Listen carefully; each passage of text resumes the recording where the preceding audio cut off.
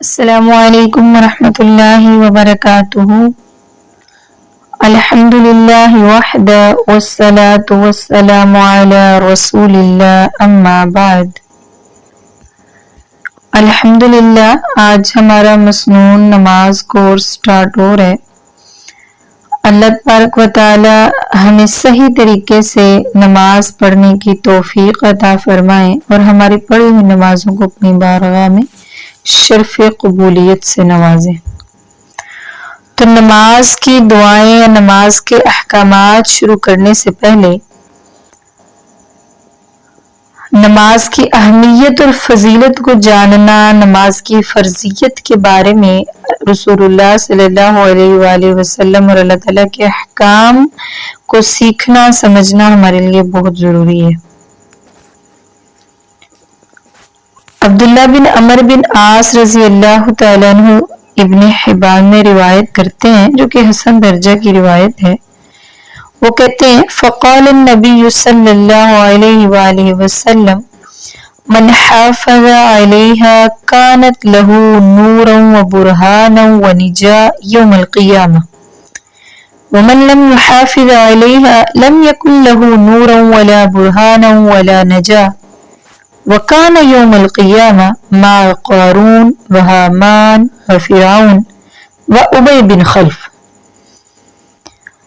یعنی جس شخص نے نماز کی حفاظت کی اس کے لیے نماز قیامت کے دن نور کا سبب ہوگی، برہان کا سبب ہوگی، نجات کا ذریعہ ہوگی۔ جس نے نماز کی حفاظت نہ کی اس کے لیے نہ تو کوئی نور ہوگا، نہ برہان اور نہ نجات ہوگی۔ ہاں، وہ بندہ جو بے نماز رہا وہ قیامت کے دن قارون، فرعون، حامان اور ابی بن خلف کے ساتھ ہوگا۔ یعنی نماز کی اہمیت کا اندازہ اس بات سے لگایا جا سکتا ہے کہ نماز ہر عاقل و بالغ پر، نماز مرد و عورت پر، ہر تندرست اور بیمار پر فرض ہے۔ دیکھیں جتنی بھی عادات ہے نا وہ مخصوص ہیں نماز کے علاوہ۔ جیسے کلمہ پڑھ لیا تو ایک دفعہ پڑھا، سچے دل سے اقرار کیا اور بعد میں اس پر عمل کرتے رہے تو انسان مسلمان ہے۔ حج، روزہ، زکوٰۃ، یہ سب کیا ہے؟ حج اور زکوٰۃ تو ویسے ہی صاحب استطاعت پر ہیں، اور روزہ بھی سال میں ایک ہی دفعہ فرضیت کا مہینہ آتا ہے۔ لیکن نماز ایک ایسی چیز ہے کہ جو ہر دن 5 مرتبہ پڑھنا فرض ہے۔ اور یہ بات تو ہمیں ویسے بھی بڑی مشہور ہے اور میں کہا کرتی ہوں کہ جب انسان کو کسی سے محبت ہو نا تو اس محبت کا اظہار کرنا چاہیے۔ تو دیکھیں ہم اگر اللہ تعالیٰ سے محبت کرتے ہیں، دین اسلام سے محبت کرتے ہیں، رسول اللہ صلی اللہ علیہ وآلہ وسلم سے محبت کرتے ہیں تو ہمیں اس محبت کا ثبوت دینا ہوگا دن میں 5 مرتبہ مسنون طریقے کے مطابق نماز ادا کر کے۔ کیونکہ نماز تو وہ دین کا کوئی بھی کام ہے نا، تو وہ مسنون طریقے سے ہم کریں گے تو ہمیں اس کا ثواب ملے گا۔ اگر ہم کام تو کر رہے ہیں لیکن مسنون طریقے سے نہیں کر رہے ہیں تو ثواب کی بجائے ہم گناہ کے حقدار بھی ہو سکتے ہیں۔ اس لیے ہمیں کوشش کرنی چاہیے کہ جو بھی ہم کام کریں احادیث کو پڑھیں، سنت رسول صلی اللہ علیہ وآلہ وسلم کو پڑھیں، تب ہم اس پر عمل کریں تاکہ ہماری دنیا بھی بہتر ہو جائے اور آخرت بھی بہتر ہو جائے۔ اور دین کے معاملے میں کوئی بھی نیا کام، دین کے اندر نیا کام ایڈ نہ کریں اور بس بڑوں کی بنائی ہوئی باتوں پہ عمل نہ کریں، بلکہ خود احادیث کا مطالعہ کریں۔ کیونکہ جب دیکھیں نا آج دنیا میں کوئی بھی چیز لیتے ہیں ہم کتنی ریسرچ کرتے ہیں، کتنی تحقیق کرتے ہیں۔ تو دین تو ایک ایسی چیز ہے جس سے ہماری دنیا بھی بہتر ہوتی ہے اور آخرت بھی بہتر ہوتی ہے۔ تو اس دین کے احکامات پر عمل کرنے کے لیے ہمیں احادیث رسول صلی اللہ علیہ وآلہ وسلم اور قرآن کی طرف لوٹنا ہوگا، وہاں سے دیکھنا ہوگا۔ ایسے ہی ہر کسی کی بات کو نہیں مان لینا ہوگا، نہیں سن لینا ہوگا۔ کہیں سے بھی کسی بھی قسم کی کوئی بات پتہ چلتی ہے تو اس سے دلیل مانگے۔ دیکھیں ہم مسلمان ہیں، ہمارے اوپر تو وہی احکام لاگو ہوں گے جو نا اللہ اور اس کے رسول نے کر دی ہیں۔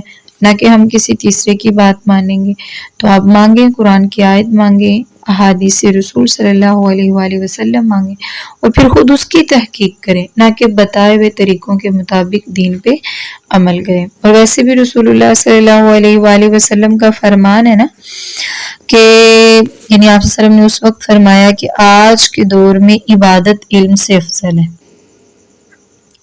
لیکن آنے والا وقت ایسا ہوگا کہ علم عبادت سے افضل ہو جائے گا. تو آج بھی دیکھ لیں عبادت بہت لوگ کرتے ہیں، یعنی تب جو ہے وہ عبادت کی کثرت، علم کی کثرت تھی، لوگ سیکھتے تھے. آج کیا ہے؟ آج عبادت کی کثرت ہے.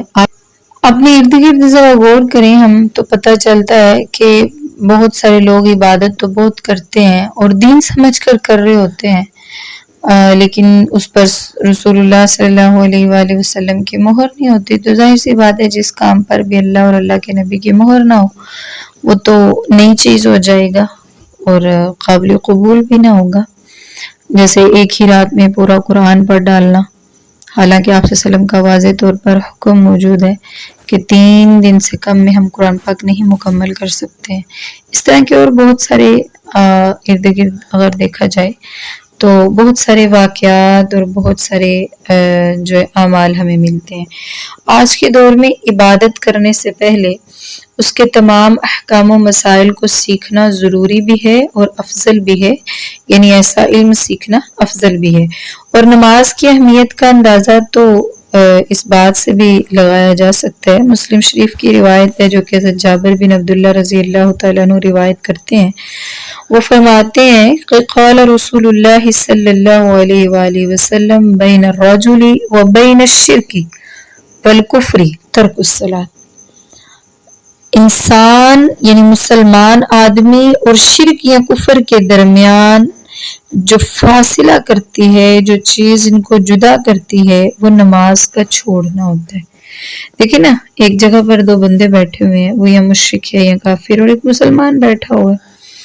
اذان ہوئی، مسلمان اٹھ گیا، وضو کیا، نماز پڑھی، اور کافر تو وہیں کا وہیں بیٹھا رہا. تو فرق ہو گیا نا مسلمان اور مسلمان آدمی کے درمیان اور کافر یا مشرک آدمی کے درمیان. یعنی نماز کی اہمیت اتنی ہے کہ یہ انسان کے اسلام اور کفر کے درمیان فرق کرتی ہے. اور پھر اس نماز تو 10 سال کی عمر میں ہی اللہ تبارک و تعالیٰ نے اور رسول اللہ صلی اللہ علیہ وسلم نے حکم دے دیا ہے کہ اگر بچہ نماز کا 10 سال کی عمر میں عادی نہ بنے نا تو اسے چاہے مار کر نماز پڑھوانی ہو، اس کو نماز پڑھوانی چاہیے. عمر بن شعیب اپنے باپ اور اپنے دادا رضی اللہ تعالیٰ عنہما سے روایت کرتے ہیں کہ رسول اللہ صلی اللہ علیہ وآلہ وسلم نے فرمایا جب آپ کے بچے 7 سال کے ہو جائیں تو انہیں نماز پڑھنے کا حکم دو، اور پھر جب 10 برس کے ہو جائیں تو نماز باقاعدگی سے پڑھنے کا حکم دو، اور اگر وہ باقاعدگی سے نماز نہ ادا کریں تو فرقوا بینہم فی المضاجع، ان کو ان کے خواب، ان کے بستر میں، ان کے برتن وغیرہ میں ان کو علیحدہ کر دو تاکہ انہیں نماز کی اہمیت کا معلوم ہو اور وہ کبھی بھی نماز کو نہ چھوڑیں. اور نماز چونکہ اسلام کا دوسرا اہم رکن ہے. عبداللہ بن عمر رضی اللہ تعالیٰ عنہ بیان فرماتے ہیں کہ رسول اللہ صلی اللہ علیہ وآلہ وسلم نے فرمایا بنی الاسلام علی 5 شہادت ان لا الہ الا اللہ وان محمد رسول اللہ واقام الصلاۃ وایتاء الزکاۃ والحج والصوم رمضان. یعنی شہادت کے بعد، شہادتین کے بعد کیا ہے کہ نماز اسلام کا رکن ہے. اور نماز حضرت عائشہ صدیقہ رضی اللہ تعالی عنہا اس کی فرضیت کے بارے میں بیان فرماتی ہیں کہ پہلے اللہ تعالیٰ نے 2 رکعت نماز فرض کی تھی. حدیث کے الفاظ مسلم شریف کی حدیث سے کچھ اس طرح ہیں کہ فرض اللہ الصلاۃ حین فرضها رکعتین فی الحضر والسفر فاقرت صلاۃ السفر وزید فی صلاۃ الحضر. یعنی پہلے تو نماز حضر اور سفر دونوں کی 2 رکعت نازل ہوئی تھی، لیکن جب ہجرت ہو گئی تو پھر اللہ تبارک و تعالیٰ نے سفر کی نماز کو تو 2 کر دیا، لیکن حضر کی نماز جو ہے وہ سوائے فجر اور مغرب کے 4، مغرب کی 3 اور باقی سب جو ہے 4 ہو گئی. اور نماز تو ایک ایسی چیز ہے جو گناہوں کی آگ کو ٹھنڈا کر دیتی ہے. طبرانی شریف میں کچھ اسی طرح کی ایک روایت موجود ہے جس کے راوی انس بن مالک رضی اللہ تعالیٰ عنہ ہے۔ وہ فرماتے ہیں کہ جب بھی نماز کا وقت ہوتا ہے نا تو اللہ تعالیٰ اپنے فرشتوں کو پکارتے ہیں اور اس وقت پھر جو ہے آگ بجھائی جاتی ہے، یعنی گناہوں کی وجہ سے جو آگ جلی ہوئی ہوتی ہے اس کو ٹھنڈا کر دیا جاتا ہے۔ اور اس کی اہمیت اور فضیلت کا اندازہ اس بات سے لگا سکتے ہیں کہ رسول اللہ صلی اللہ علیہ وآلہ وسلم کے پاس ایک آدمی آیا اور کہنے لگا اللہ کے رسول مجھے یہ بتائیے اگر میں گواہی دوں کہ اللہ کے علاوہ کوئی الہ نہیں، آپ صلی اللہ علیہ وآلہ وسلم اللہ کے رسول ہیں، 5 نمازیں ادا کروں، زکوٰۃ دوں، رمضان کے روزے رکھوں اور رمضان میں قیام بھی کروں تو میرا شمار کن لوگوں کے ساتھ ہوگا؟ آپ صلی اللہ علیہ وآلہ وسلم نے ارشاد فرمایا تیرا شمار صدیقین اور شہداء، یعنی نماز پڑھو گے اس کے ساتھ ساتھ باقی اعمال بھی کرو گے تو تمہارا جو شمار ہے وہ صدیقین اور شہداء میں ہوگا۔ اسی طرح رات کی تاریکی میں مسجد آنے والے نمازیوں کے لیے اللہ تعالیٰ نے قیامت کے دن مکمل نور کی خوشخبری رکھی ہے۔ حضرت برادہ رضی اللہ تعالی عنہ سے روایت ہے، وہ فرماتے ہیں کہ نبی اکرم صلی اللہ علیہ وآلہ وسلم نے فرمایا، ترمذی شریف اور ابو داؤد شریف میں یہ روایت موجود ہے کہ اندھیرے میں مسجدوں کی طرف چل کر جانے والوں کو قیامت کے دن اللہ تعالیٰ مکمل روشنی کی خوشخبری دیں گے، اور اسی طرح جو مسجد میں آنے والے نمازی ہوتے ہیں وہ اللہ تعالیٰ کی ملاقاتی ہوتے ہیں، اللہ تعالیٰ انہیں عزت عطا فرماتے ہیں۔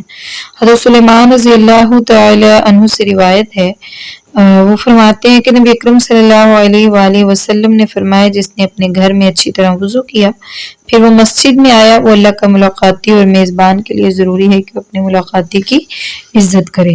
یعنی پہلے تو آپ صلی اللہ علیہ وسلم کے دور میں عورتیں مسجد میں جا کر نماز پڑھا کرتی تھیں، آج اگر تو انتظام ہو تو بہت اچھی بات ہے، لیکن چونکہ ہر مسجد میں انتظام نہیں ہوتا، ہر محلے میں انتظام نہیں ہوتا، تو عورتیں اپنے گھر میں بھی باجماعت نماز ادا کر کے یہ جو فضیلت ہے اس کو حاصل کر سکتی ہیں۔ اور ابی ہریرہ رضی اللہ تعالیٰ عنہ سے روایت ہے، وہ فرماتے ہیں کہ رسول اللہ صلی اللہ علیہ وآلہ وسلم نے فرمایا قیامت کے روز بندے سے جو سب سے پہلے سوال کیا جائے گا نا وہ نماز کا ہی ہے، اگر نماز سنت کے مطابق درست ہوگی تو بندہ کامیاب و کامران ہوگا، اور اگر نماز خراب ہو گئی یعنی سنت کے مطابق ہی ادا نہ کی تھی تو بندہ ناکام و نامراد ہو جائے گا، اور اگر بندہ کے فرائض میں سے کچھ کمی ہوئی ہو تو اللہ تعالیٰ فرمائیں گے میرے بندے کے نام اعمال میں دیکھو کوئی نفل عبادت موجود ہوگی، اگر ہوتی ہے تو وہ نوافل کو فرائض کے ساتھ ملا کر فرائض کی کمی کو پورا کر دیا جائے گا، پھر اس کے تمام اعمال کا اسی طرح حساب ہوگا۔ ترمذی شریف میں یہ روایت موجود ہے، اور دیکھیے سنت کے مطابق نماز پڑھنی ہے، رسول اللہ صلی اللہ علیہ وآلہ وسلم کا بھی فرمان ہے نا سلو کما رأیتمونی اصلی، اور یہ جو سلو ہے نا بالکل اسی طرح جس طرح قرآن پاک میں مختلف جگہ پر یا ایھا الذین آمنو، تو آمنو ہے تو جمع کا صیغہ، جمع مذکر کا صیغہ، لیکن یاد رکھیں جب بھی علیحدہ طور پر عورتوں کو مخاطب نہیں کیا جاتا تو پھر وہ حکم مرد اور عورت دونوں کے لیے آتا ہے، جس طرح یا ایھا الذین آمنو میں تمام مرد اور عورتیں مسلمان ایمان والے شامل ہیں نا، بالکل اسی طرح سلو کما رأیتمونی اصلی میں بھی اسی طرح مرد اور عورتیں شامل ہیں۔ اللہ تعالیٰ ہم سب کو سنت کے مطابق نماز پڑھنے کی توفیق عطا فرمائے، اور نماز میں پیارے آقا صلی اللہ علیہ وآلہ وسلم کی پیاری پیاری سنتوں کو سیکھنے کی بھی توفیق عطا فرمائے۔ انشاءاللہ اس کورس میں ہم بہت ساری مسنون نماز کے متعلق دعائیں وغیرہ سیکھیں گے، کیونکہ بغیر جو سنت کی پڑھی ہوئی نماز ہے نا اس کا کوئی فائدہ نہیں، اور خلاف سنت ادا کی گئی نماز تو قیامت کے دن ناکامی اور نامرادی کا باعث بنے گی، اس لیے ہم نے دنیا اور آخرت کی ناکامی سے انشاءاللہ بچنا ہے، چونکہ ہم مسلمان ہیں تو ہمیں اپنی آخرت کی بھی فکر کرنی ہے، دنیا کے ساتھ ساتھ اللہ تعالی ہم سب کو عمل کی توفیق عطا فرمائے۔ السلام علیکم۔